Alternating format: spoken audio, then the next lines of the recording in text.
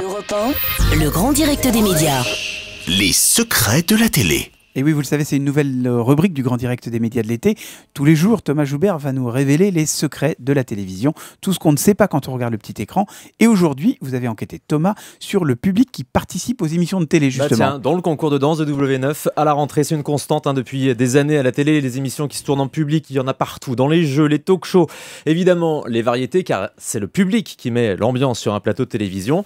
Alors n'imaginez pas aller vous faire de l'argent, car ce n'est absolument pas rémunéré. Alors comment est recruté justement ce public dans les émissions? Il y a généralement des agences qui sont spécialisées dans ce domaine. Elles publient des annonces sur Internet. Elles font également du casting sauvage. Alors il faut être courageux pour aller assister à une émission de télé, Thierry. D'abord parce que les studios d'enregistrement se trouvent généralement au terminus des lignes de métro, en région parisienne. Il faut aussi être très patient. Un enregistrement dure souvent plusieurs heures. Vous confirmez, Stéphane? Oui.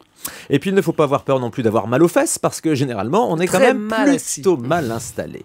Alors parmi les petits secrets que vous ne connaissez sans doute pas, c'est qu'un seul et même public participe souvent à l'enregistrement de plusieurs numéros d'une émission. C'est le cas par exemple à Taratata. Nagui enregistre plusieurs émissions, mais le public reste le même. La tactique, c'est donc juste de faire bouger les personnes qui étaient assises dans les premiers rangs, celles qu'on aperçoit à l'antenne. On leur demande les aussi change de place prendre deux vêtements. pour et de changer de effectivement, vêtements en cours de... faire un Alors, public tout neuf. Justement, est-ce qu'il y a des règles quand on vient dans le public d'une émission pour vraiment passer à la télé et pas se retrouver complètement derrière? Eh bien, notamment sur les vêtements, Guillemette avait raison. Il faut là éviter les rayures, les carreaux. Aucune marque n'est tolérée à l'antenne. Du coup, si vous avez un beau t-shirt avec une énorme virgule dessus, les gentilles hôtesses viendront vous poser un horrible bout de scotch noir pour cacher la marque. Sachez aussi que le physique compte. Vous avez sans doute remarqué que derrière les présentateurs, il y a souvent de jeunes et jolies filles ou beaux garçons.